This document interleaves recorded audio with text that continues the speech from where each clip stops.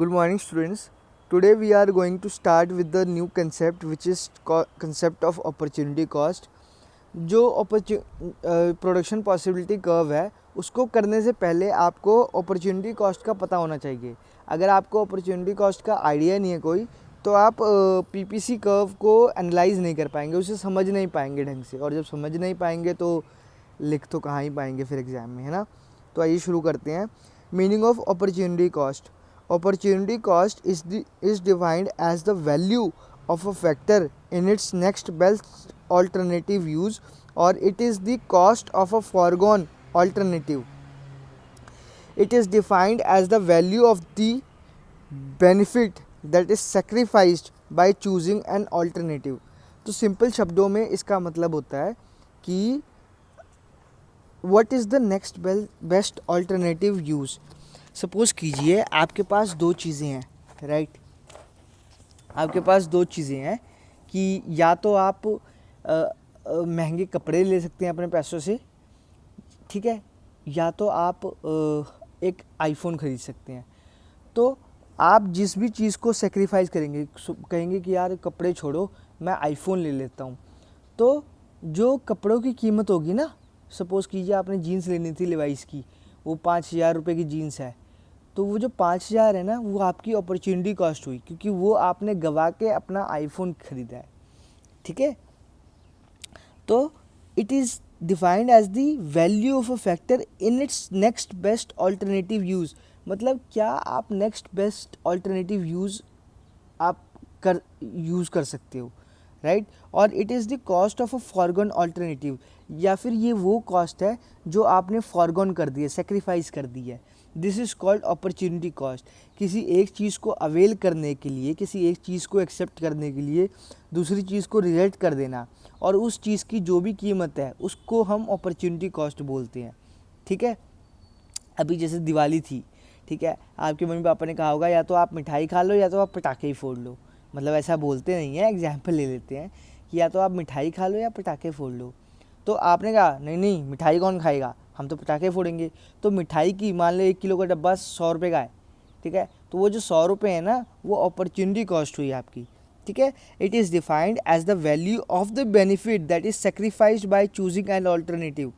वो वैल्यू जो सेक्रीफाइस होगी है, क्यों होगी सेक्रीफाइस, क्योंकि हमने कुछ दूसरा ऑप्शन चुन लिया है. This is known as opportunity cost. We can also say that the opportunity cost of any commodity is the amount of the other good which has been given up in order to produce that commodity. तो opportunity cost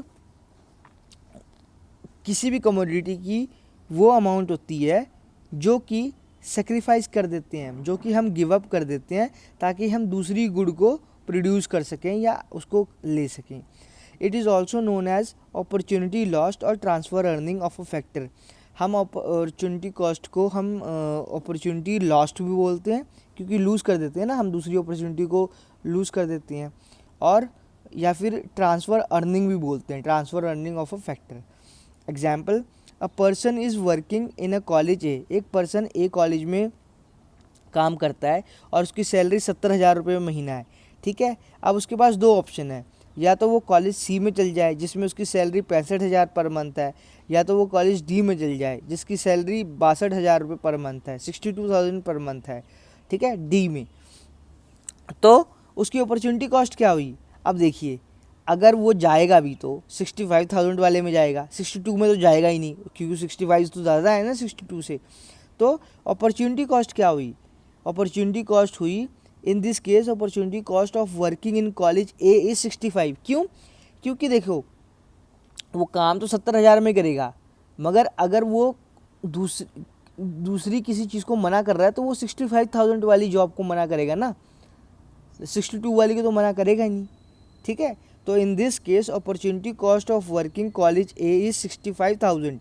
that is salary he would get in college C, because it is the value of next best alternative between C and D.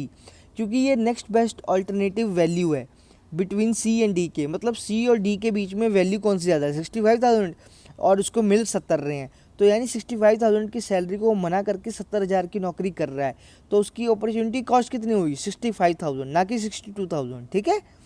Another एक और example लेते हैं।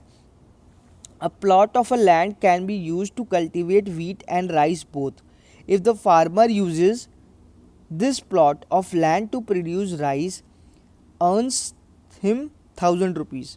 एक किसान है कोई, ठीक है, उसने अपनी ज़मीन पे चावल और गेहूँ उगाने, वीट मतलब गेहूँ और राइस मतलब चावल। If the farmer uses this plot of land to produce rice, अगर फार्मर जो है वो अपनी ज़मीन को चावल उगाने के लिए करता है तो वो उसको 1,000 रुपये मिलते हैं। ठीक है, मान लो उसने 10 किलो चावल उगाए तो उसको 1,000 रुपये मिलेंगे उस ज़मीन पे। ठीक है, तो thus the opportunity cost of rice would be cost of the of rice would be the cost of wheat that is 500, the value of foregone alternative. और अगर वो गेहूँ उगाता तो उसे 500 रुपये मिलते। तो उसने क्या सोचा, उस मतलब आप समझिए कि जैसे ज़मीन है, ठीक है, अगर वो गेहूँ उगाएगा तो उसको 500 रुपये मिलेंगे मालिक से, और अगर वो चावल उगाएगा तो उसको 1,000 रुपये मिलेंगे। तो वो तो चावल ही उगाएगा ना, क्योंकि 1,000 रुपये 500 रुपये ज़्यादा मिल रहे हैं। तो जो वीट की कीमत होगी, जो 500 रुपये वीट के होंगे ना, उसको हम अपॉर्चुनिटी कॉस्ट बोलेंगे। ठीक है, आइए इसका डायग्राम देखते हैं। तो देखिए ऐसा बनता है ये अपॉर्चुनिटी कॉस्ट का डायग्राम। ठीक है, 1,000 रुपये उसको मिलेंगे राइस के लिए और 500 रुपये वीट के लिए। ठीक है, एग्ज़ाम में आप इसको अब बना देंगे तो आपको क्लियरिटी हो जाएगी। तो आई होप आपको ये समझ आ गया होगा। ठीक है, फिर मिलते हैं फिर नेक्स्ट वीडियो में। बाय।